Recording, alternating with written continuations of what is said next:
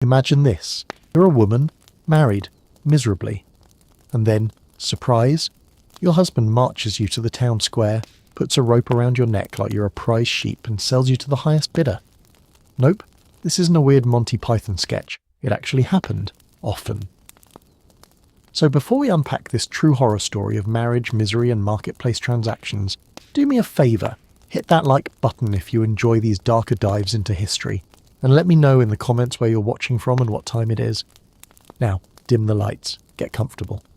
Let's get one thing straight before we romanticise the 1800s with their lace bonnets, candlelit parlours and slow-motion hand touches.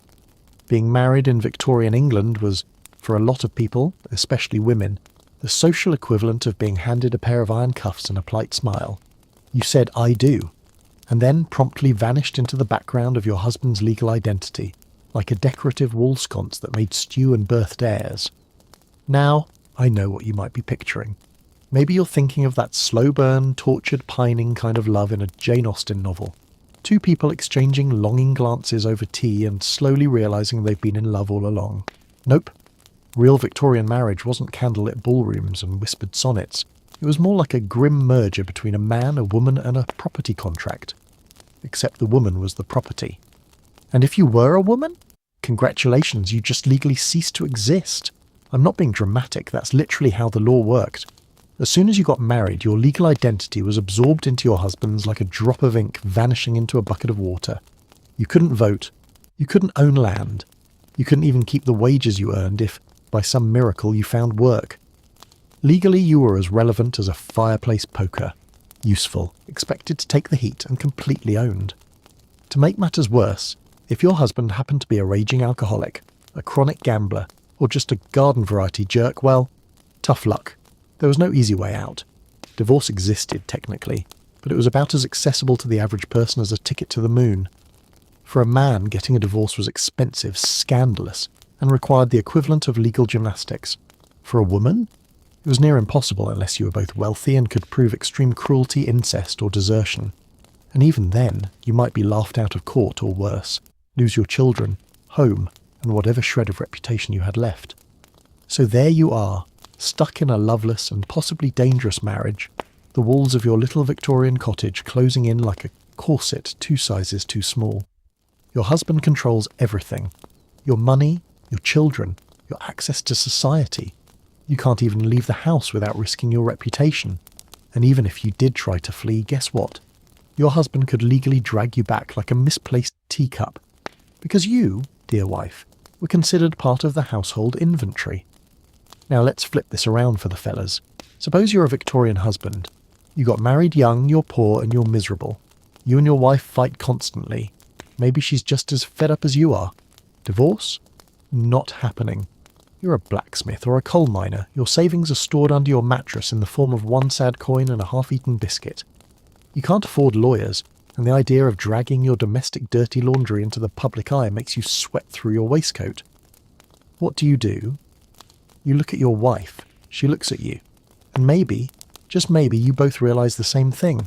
There's one terrible, humiliating, questionably legal way out of this.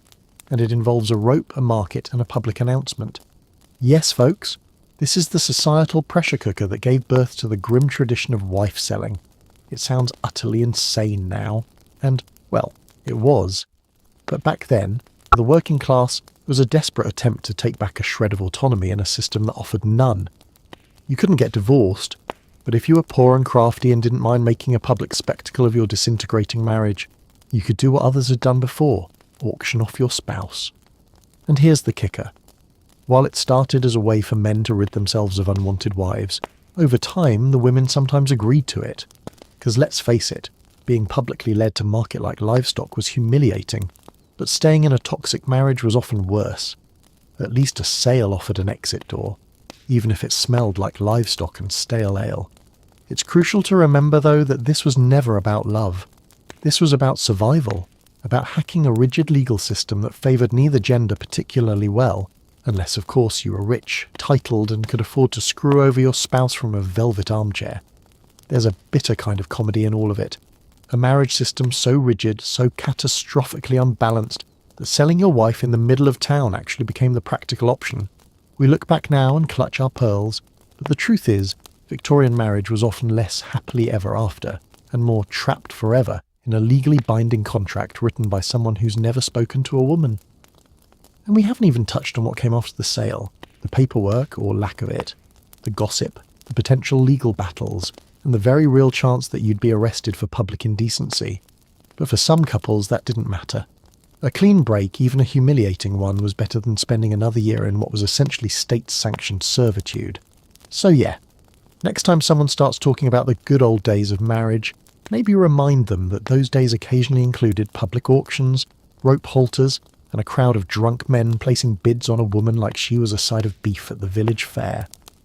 It's a chilly Thursday morning in some soot-streaked market town in Victorian England.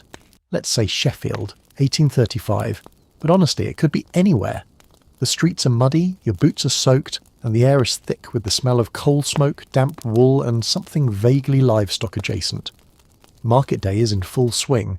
There's a man aggressively hawking onions the size of fists, a group of women bickering over the price of lard, and in the background, a flock of confused chickens trying to avoid being lunch. And then the crowd parts. A man strolls in, rope in hand, but instead of a donkey or cow on the end of that rope, it's his wife. Middle-aged, wrapped in a threadbare shawl, lips pursed like she's weighing the pros and cons of just bolting. The rope is tied loosely around her waist or maybe her wrist, depending on how dramatic he's feeling, and he's walking with all the confidence of someone who's about to change his life for the price of a warm beer. He finds a barrel or a crate, climbs up and with great theatrical flair announces, "I hereby offer my wife for sale. Good temper when fed, tolerable cook, occasional back chat, but she can knit a pair of socks faster than you can say domestic bliss. Who'll have her?" Now before you call HR on history, let's get one thing straight. This wasn't some rare, one-off occurrence whispered about in pubs like a ghost story. Wife selling, shockingly, was a real thing. From the late 17th century to the early 20th century, there are hundreds of documented cases. Sometimes it happened in the market square, sometimes in front of the local tavern, sometimes, because why not, inside the tavern after a few pints of regrettable ale. And these weren't all desperate, enraged men dragging their wives out against their will. In many cases, the women were in on it, or at the very least resigned to it. For some, this strange public spectacle was the only available exit ramp off the steaming train wreck of a marriage. If your husband was a violent drunk and divorce was legally and financially impossible, having him sell you to a new man, sometimes your lover, sometimes just the lesser of two miseries, was a disturbingly pragmatic solution. Here's the twisted genius of it. The wife sale mimicked the format of a livestock auction, complete with bargaining, showmanship, and occasionally an ale-fueled audience yelling things like, "She worth more than that, mate." The halter or rope wasn't necessary, but it was symbolic. It signalled that this was, in theory, a voluntary transfer of ownership. Because back then, women weren't fully human in the legal sense. They were property. A man could sell his horse, his land, or his boots. And in the public mind, selling a wife wasn't that far off. Now, before we start romanticising this as a quaint peasant-style divorce alternative, let's be very clear. This was not a system designed with women's rights in mind. Yes, some women went willingly. Yes, some preferred their new purchaser to the old one. But that doesn't make it any less degrading. These women were quite literally put on display, evaluated, and haggled over like sides of bacon. And depending on the mood of the crowd, the event could turn from grimly transactional to downright humiliating.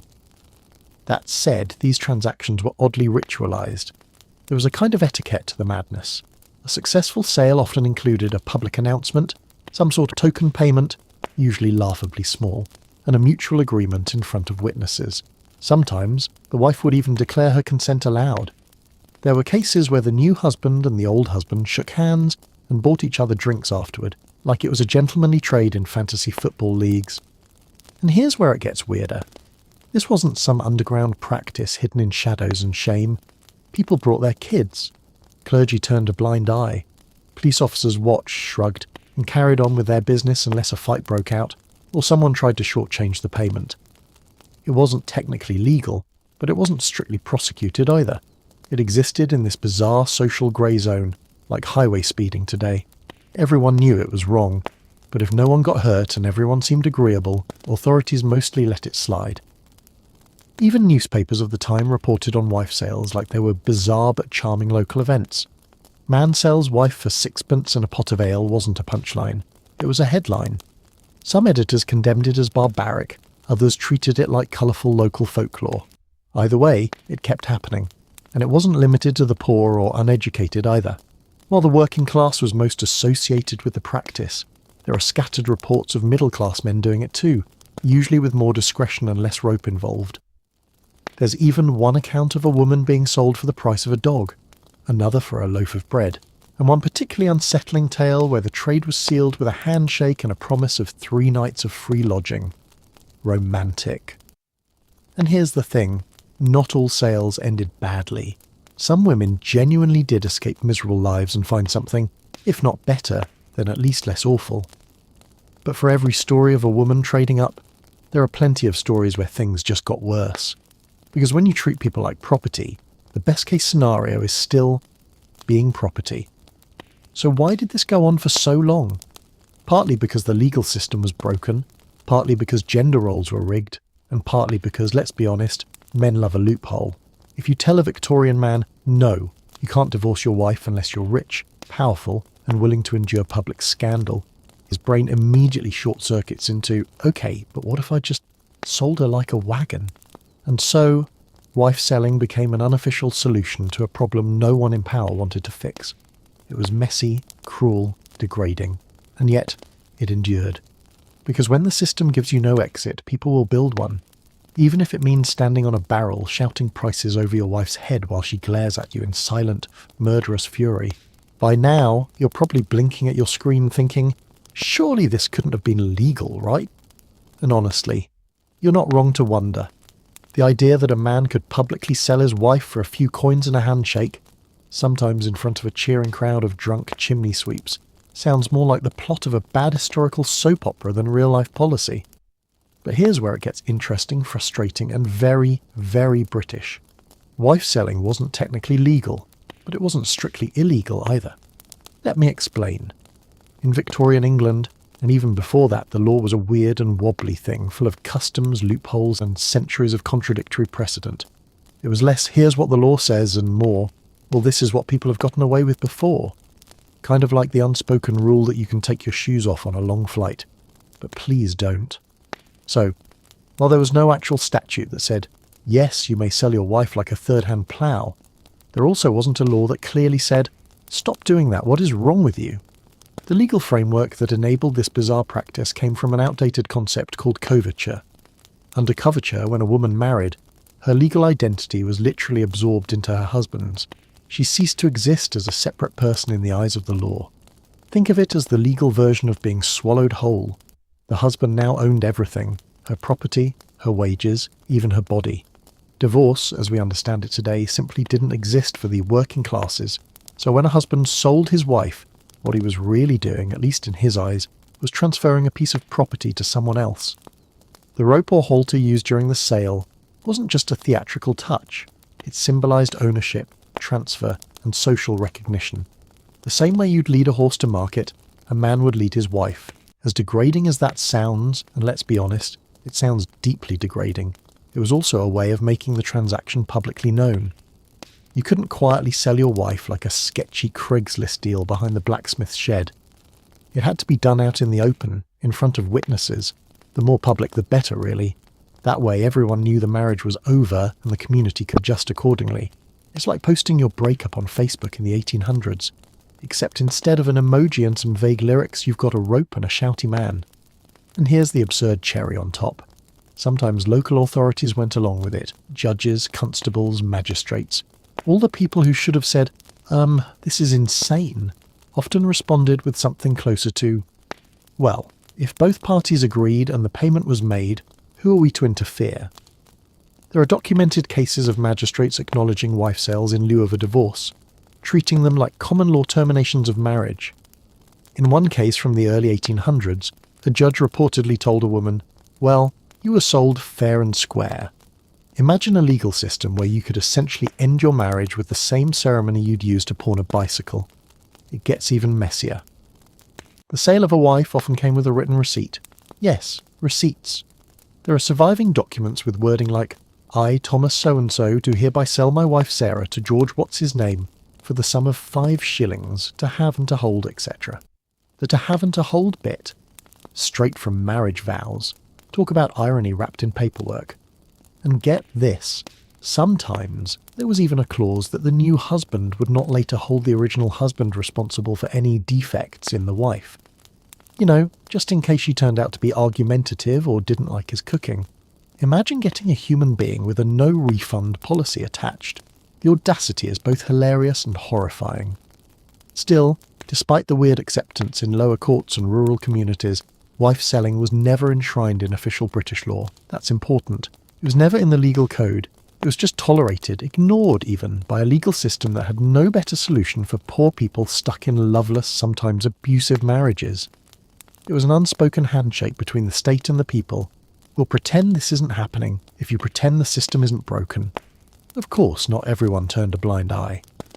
As the 19th century wore on, public opinion started to shift. The rise of newspapers meant more wife sales were being reported, and occasionally ridiculed in print. Middle and upper class Victorians began to look down on the practice with a mix of horror and smug superiority, ignoring the fact that, legally speaking, their own marriages weren't much more balanced. Feminist writers and reformers also started raising uncomfortable questions. If a man could sell his wife like a pig, what did that say about women's status in society? Some towns and cities began actively discouraging the practice.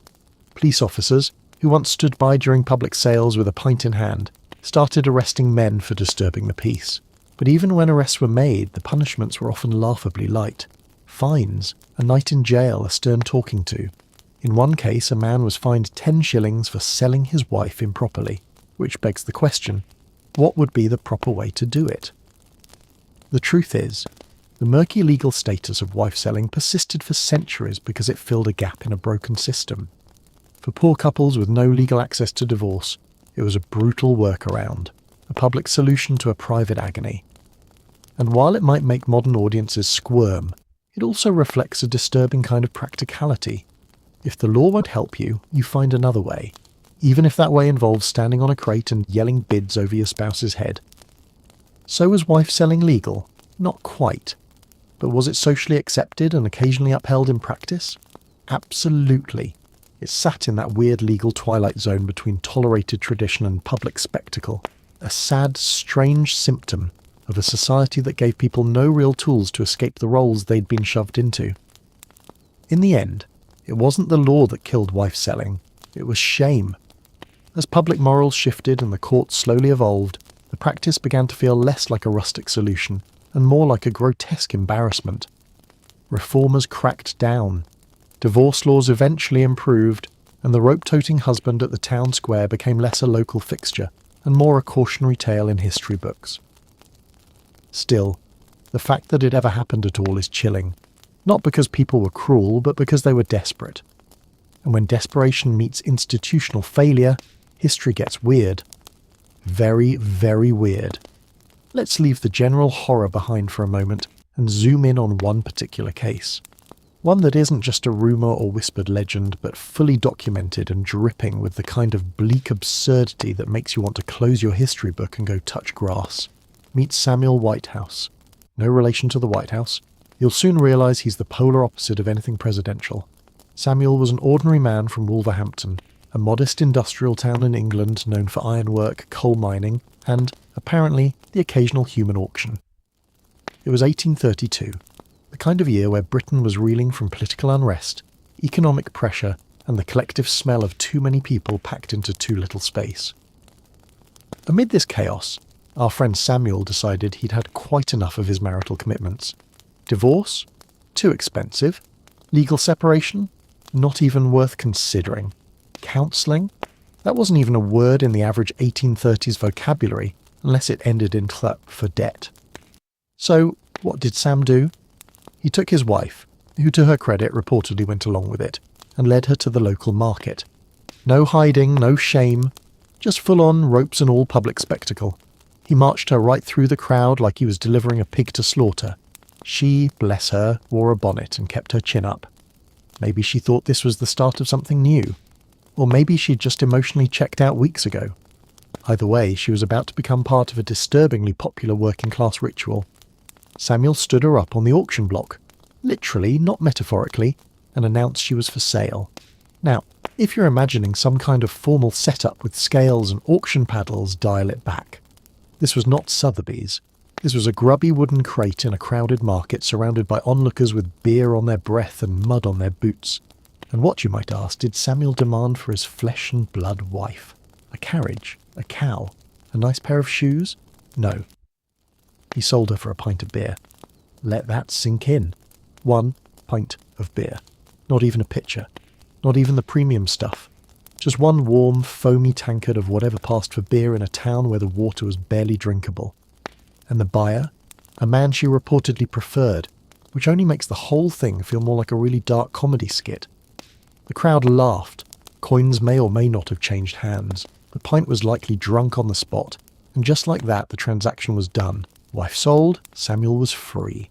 His former wife walked off with her new owner, and the world kept turning. Now, you might expect some fallout. Some sort of punishment. A scandal. A firm hand of justice slapping Samuel on the wrist and saying, "Absolutely not, young man." But this is Victorian England, the land of fog, formality, and baffling moral flexibility. When word got around, and it did because humans love a public scandal, the authorities decided to do the bare minimum. Samuel Whitehouse was brought before a magistrate. His defence? He didn't know it was illegal. And you know what? He might have been telling the truth.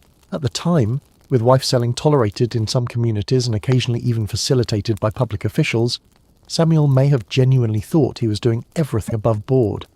After all, he conducted the sale in public, there were witnesses, and nobody objected, not even his wife. So what was his punishment? 10 shillings, that's it. The price of a decent lunch and maybe a clean handkerchief. A literal slap on the wrist and a don't do that again level of legal rebuke. No prison, no public apology, no social exile.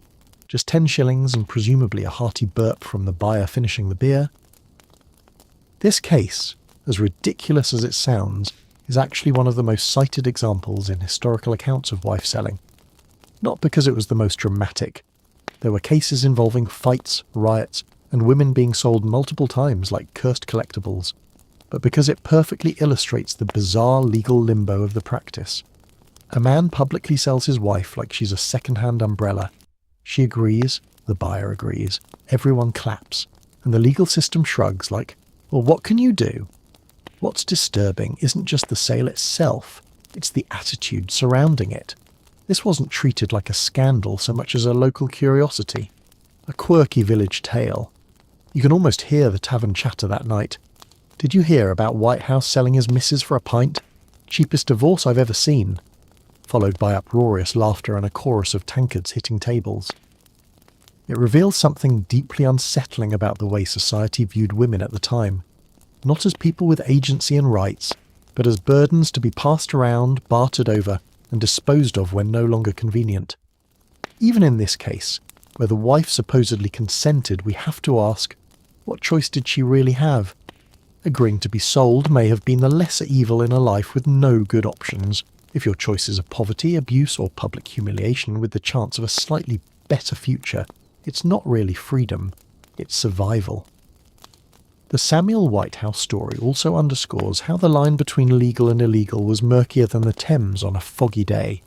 If the community accepted it, if no one protested, if the wife didn't scream bloody murder, then everyone kind of went along with it. The law wasn't just written in books, it was scrawled in the dirt of the marketplace, negotiated between common folk and customs, and enforced or ignored by men with wigs and very questionable priorities. And so, Samuel got off with a fine, the woman got a new man, and the town got a story to dine out on for decades. Meanwhile, historians centuries later are left blinking at the dusty court records, trying to decide whether to laugh, cry, or throw the whole century in the bin. This one case might seem like an outlier, but it wasn't. It was typical, and that's what makes it chilling. Because when something this outrageous becomes routine, it means the system isn't broken, it's working exactly as intended. A system built on imbalance, inequality, and a heavy helping of casual cruelty, wrapped in normalcy, covered in laughter. So the next time you think you're having a rough breakup, just remember, At least no one's trying to trade you for a lukewarm beer and a handshake. Let's address the elephant in the mud-covered Victorian market. Were these women being forced to be sold?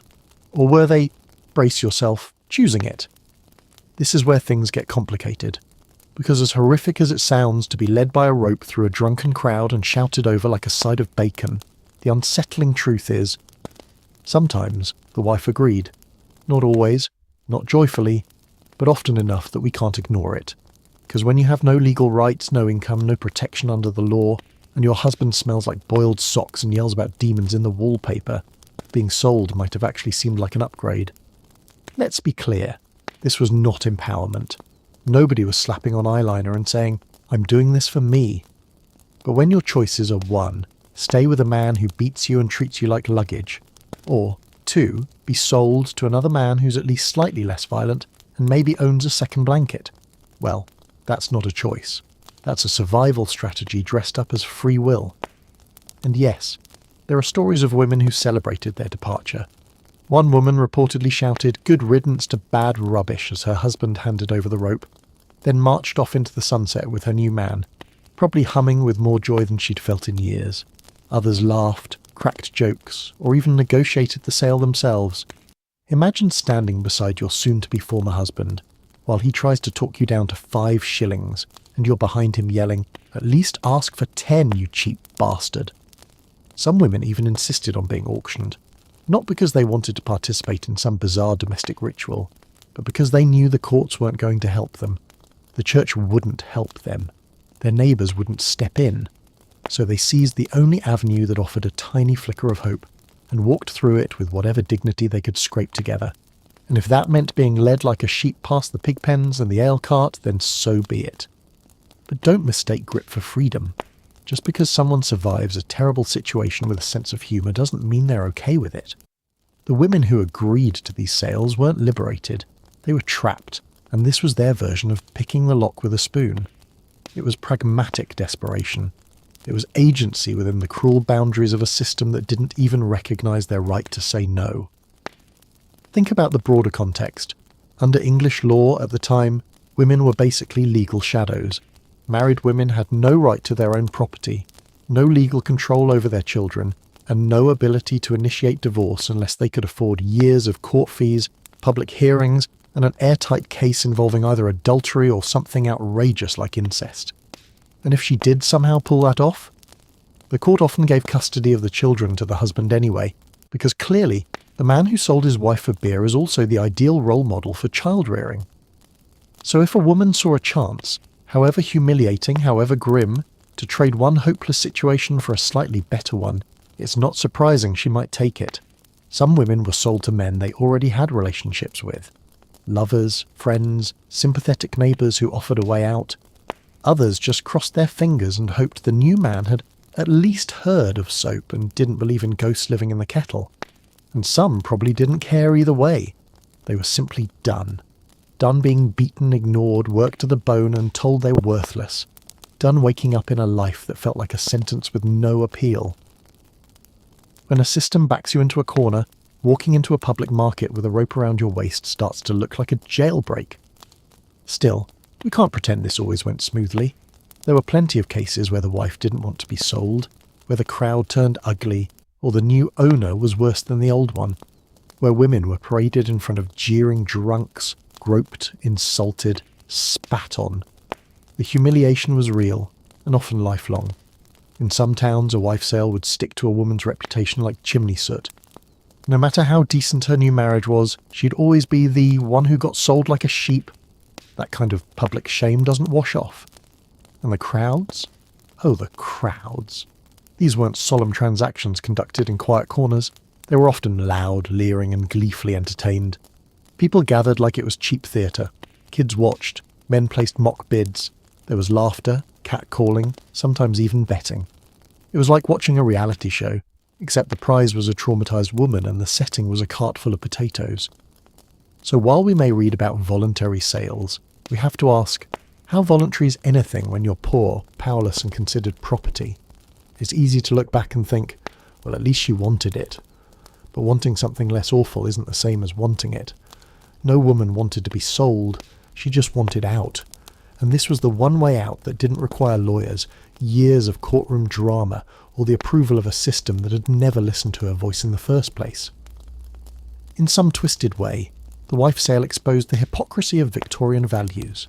A society that claimed to be moral, God-fearing and orderly had created a world so rigid and unkind that people had to barter their relationships in the dirt just to escape them. Men weren't selling their wives because they were monsters. They were doing it because they had no other option, and the law made sure of that. And women weren't agreeing because they loved the attention. They were doing it because the alternative was silence, suffering, or starvation. It's tempting to turn these stories into jokes. Can you believe this guy sold his wife for a jug of cider? She left her husband for a man with better boots. And sure, there is dark comedy in the absurdity of it all, but beneath the laughs is something much sadder.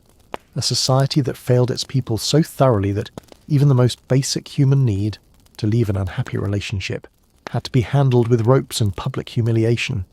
So was it choice? Technically, was it freedom? Not even close. These women weren't exercising liberation. They were manoeuvring inside a cage, feeling for the one loose bar, and sometimes that bar looked like a public auction, a crowd of strangers, and the distant hope that the next man would hurt less than the last. That's not empowerment. That's desperation dressed in resignation.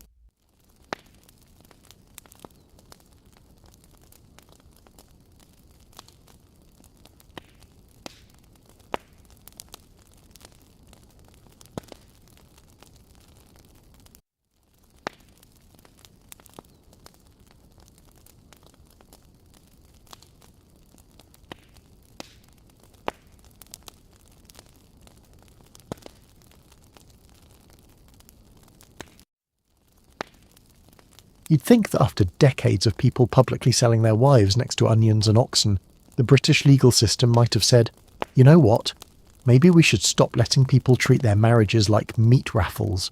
But as with all things Victorian, progress came not with a bang but with a tired sigh, a few sneezes and a reluctant shuffle of paper across a dusty desk. It took a while, an embarrassing amount of time actually, despite the sheer weirdness, and let's be honest, outright barbarity of wife selling. It managed to hang around like a bad smell for well over a century. From the early 1700s to the late 1800s, the practice stubbornly lingered in pockets of British society, especially among the working class, where desperation often outpaced decorum. And while newspapers increasingly covered these events with mocking horror, and middle-class Victorians clutched their pearls at the very idea, the law itself just kind of blinked. Why the delay? Simple. The people who made the laws, wealthy, male, and comfortably removed from the realities of coal-dusted markets and ale-soaked taverns, didn't have to worry about finding creative ways to escape a loveless marriage. They had access to actual divorce courts, lawyers, and private scandals neatly swept under the rug. They didn't need to tie a halter around their wife and bargain her away like a second-hand accordion. That kind of desperation didn't exist in the drawing room.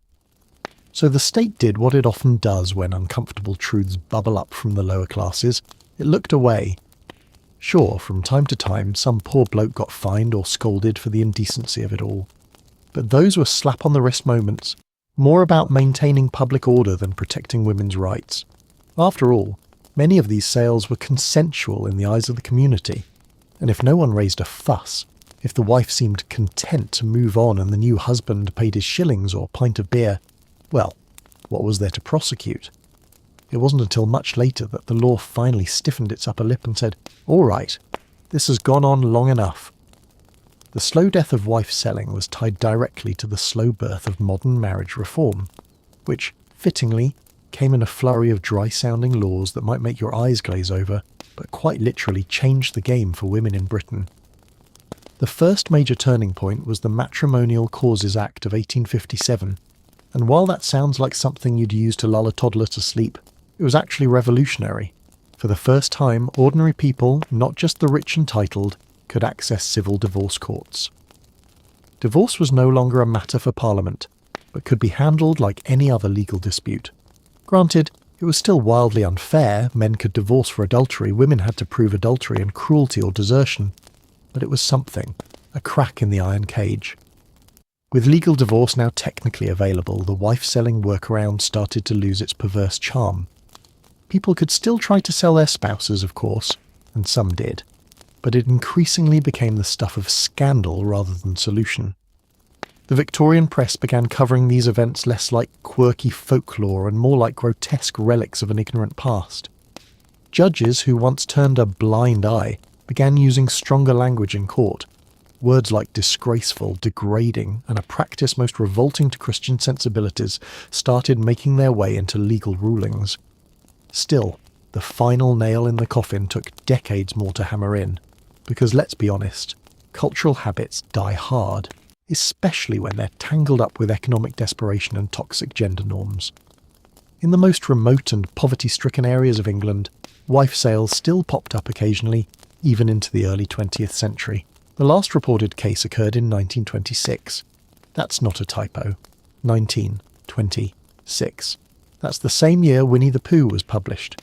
Imagine flipping through your newspaper, reading about a bear with a balloon and right below it, a story about a woman being sold by her husband in a pub yard. But by the 20th century, wife selling had become less about community-accepted ritual and more about drunken absurdity. Public tolerance had evaporated. These events were no longer alternative divorce. They were low-class, grotesque spectacles that brought police, not applause. Law enforcement was finally cracking down, and courts were no longer buying the "we didn't know it was illegal" defence. Why? Because by this point, women had started gaining actual legal rights. The Married Women's Property Acts of 1870 and 1882 gave married women control over their earnings and property, finally making them actual people in the eyes of the law. These acts were game changers. For the first time in centuries, a married woman wasn't just a decorative surname sponge attached to her husband's assets.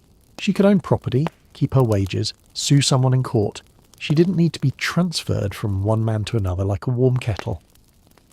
Add to that the slow march of women's suffrage, the rise of feminism, and the changing public attitude toward marriage, and wife-selling began to feel like a shameful hangover from a time everyone wanted to forget.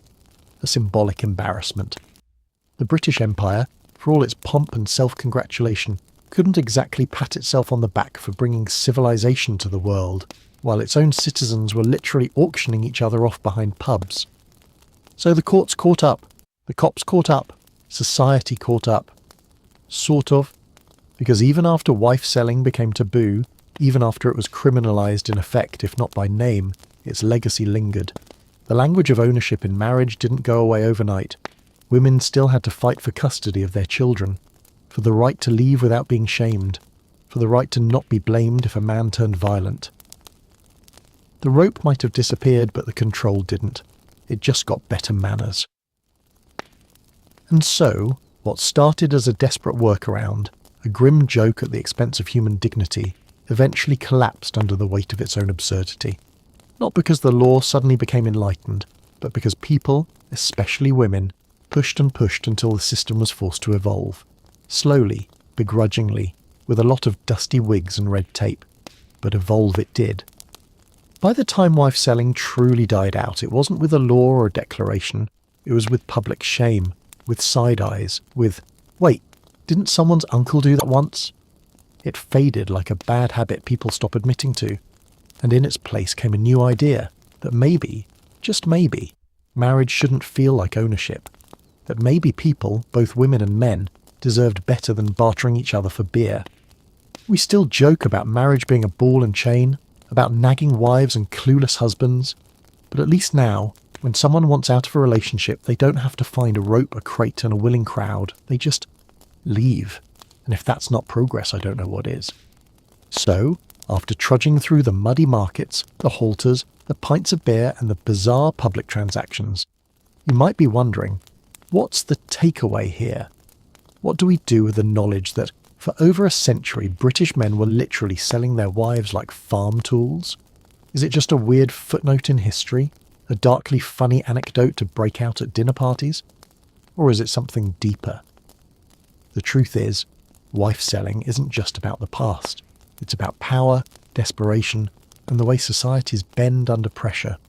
It's about what people do when the system is stacked against them, when the rules are written for the wealthy, when the law is out of reach, and when human beings are forced to find loopholes in order to survive. It's easy to laugh at the absurdity of it all, at the guy who traded his wife for a jug of ale, or the woman who shouted "good riddance" as she walked off with her new man. But underneath the comedy is a much darker truth. People didn't do this because they wanted to. They did it because they had to.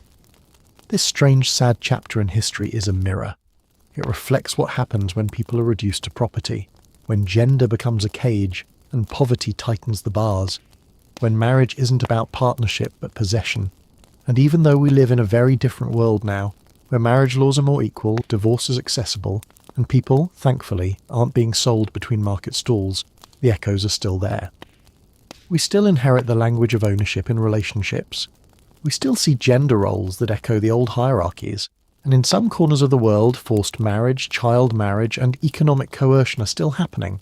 Wife selling may be dead in Victorian England, but its shadow stretches long. But here's the thing. History isn't meant to make us comfortable. It's meant to jolt us, to remind us of how far we've come, yes, but also how fragile progress can be. The fact that this happened at all should stick with us, because it didn't happen in secret. It wasn't rare. It was normal. It was ordinary. And that's the most chilling part. So maybe the next time we hear someone say, "History was better back then," we ask, better for who? Because for the women with ropes around their waists and no choices in their hands, back then was a nightmare dressed up as tradition. And now you know the horrific reason why Victorian men sold their wives, not because they were monsters, but because the world they lived in gave them no other way out. So, yeah, maybe pour yourself something stronger than tea tonight. And remember, never trust a man with a rope and a pint.